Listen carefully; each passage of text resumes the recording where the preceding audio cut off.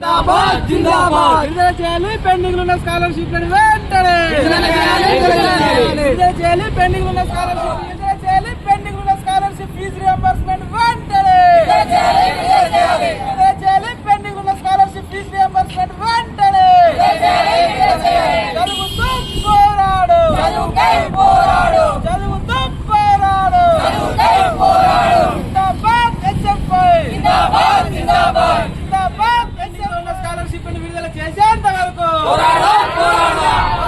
Pending ఉన్న scholarship విడుదల చేసేంత వరకు జిందాబాద్ ఎస్ఎఫ్ఐ జిందాబాద్ ఎస్ఎఫ్ఐ చదువుతూ పోరాడు చదువుతూ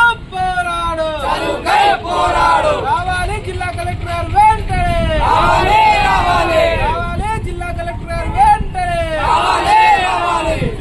స్కాలర్షిప్ విడుదల చేయకపోవడు స్కాలర్షిప్ విడుదల చేయకపోవడు విద్యార్థి ఫెడరేషన్ ఎస్ఎఫ్ఐ రాజన్న సిరిసిల్ల జిల్లా కమిటీ ఆధ్వర్యంలో జిల్లా కలెక్టరేట్ కార్యాలయం ముందు నిరసన విద్యార్థులతో చేయడం జరుగుతూ ఉంది. మరి పెండింగ్ లో ఉన్నటువంటి స్కాలర్షిప్ ఫీజు రియంబర్స్మెంట్ విడుదల చేయాలని చెప్పేసి ఎస్ఎఫ్ఐగా అనేక దఫాలుగా ఈరోజు ఉద్యమాలు పోరాటాలు చేస్తున్నటువంటి పరిస్థితి.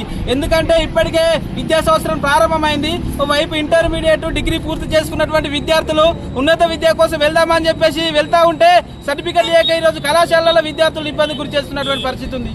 అంతేకాకుండా స్కాలర్షిప్ల మీద ఆధారపడి అనేక రకాలైనటువంటి పేద విద్యార్థులు ఈరోజు స్కాలర్షిప్ల మీద ఆధారపడి చదువుతా ఉన్నారు. వీళ్ళందరూ కూడా ప్రభుత్వం నుంచి రావాల్సినటువంటి బకాయిలు విడుదల చేయకపోవడం వల్ల ఈరోజు ఇబ్బందులు పడి మధ్యలోనే ఉన్నత చదువులు ఆపేయాల్సినటువంటి పరిస్థితి వస్తుంది. ఇప్పటికే తెలంగాణ రాష్ట్రంలో గత 6 సంవత్సరాల నుంచి 8,000 కోట్ల పైచిలకు రూపాయలు ఈరోజు పెండింగ్ లో బకాయిలు ఉండడం వల్ల ఈరోజు విద్యార్థులు దిక్కు చూసే పరిస్థితులు ఈరోజు మధ్యలోనే చదువును ఆపేసేటువంటి పరిస్థితి వస్తూ ఉంది. మరి ఎన్నికల మేనిఫెస్టోలో మరి స్పష్టంగా కాంగ్రెస్ ప్రభుత్వం చెప్పింది. గత బీఆర్ఎస్ ప్రభుత్వం స్కాలర్షిప్లు సకాలంలో విడుదల చేయలేదు. ఈ రియంబర్స్మెంట్ పథకం ప్రారంభించిందే కాంగ్రెస్ ప్రభుత్వం కాబట్టి మరి మేము ఖచ్చితంగా సకాలంలో విడుదల చేస్తామని చెప్పేసి మరి హామీ ఇచ్చింది. మరి హామీ ఇచ్చి ఇప్పటికి సంవత్సరం గడిచిపోతా ఉన్నా ఇప్పటికి కూడా దానిపైన ఈ రోజు పట్టించుకున్నటువంటి పరిస్థితి లేదు. ఇప్పటికీ తెలంగాణ రాష్ట్రంలో విద్యా వ్యవస్థను మొత్తం బస్టు పట్టిస్తున్నటువంటి పరిస్థితి కాంగ్రెస్ ప్రభుత్వం చేస్తూ ఉంది. ఇప్పటికి కనీసం ఒక విద్యాశాఖ మంత్రి కేటాయించలేనటువంటి పరిస్థితి ఉంది. ఈ రాష్ట్రంలో మద్యానికి మంత్రి ఉన్నాడు తప్ప విద్యకు మంత్రి లేనటువంటి పరిస్థితి ఈ రోజు తెలంగాణ రాష్ట్రంలో కనబడతా ఉంది.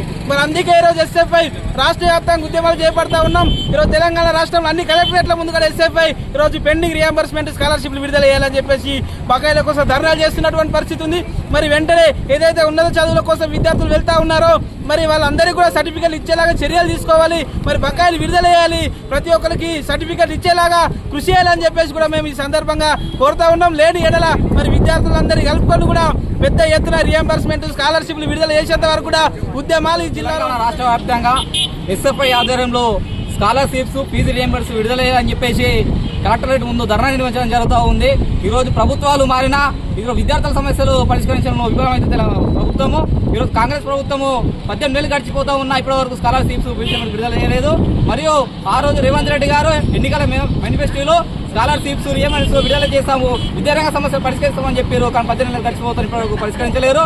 మరి ఈ రోజు రాష్ట్రంలో విద్యాశాఖ మంత్రి కేటాయించడం సిగ్గుచేటు. ఈరోజు మధ్యాహ్నం నడపడానికి మంత్రిని పెట్టారు కానీ విద్యాశాఖ మంత్రిని పెట్టకపోవడం సిగ్గుచేటు అని ఈరోజు అడుగుతాం. మరియు కళాశాలలో డిగ్రీ కళాశాలలో విద్యార్థులకు సర్టిఫికెట్స్ ఇవ్వలేక విద్యార్థులను ఇబ్బందులకు గురి చేస్తూ బకాయిలకు సంబంధం లేకుండా ఈరోజు విద్యార్థులకు సర్టిఫికెట్స్ ఇవ్వాలి.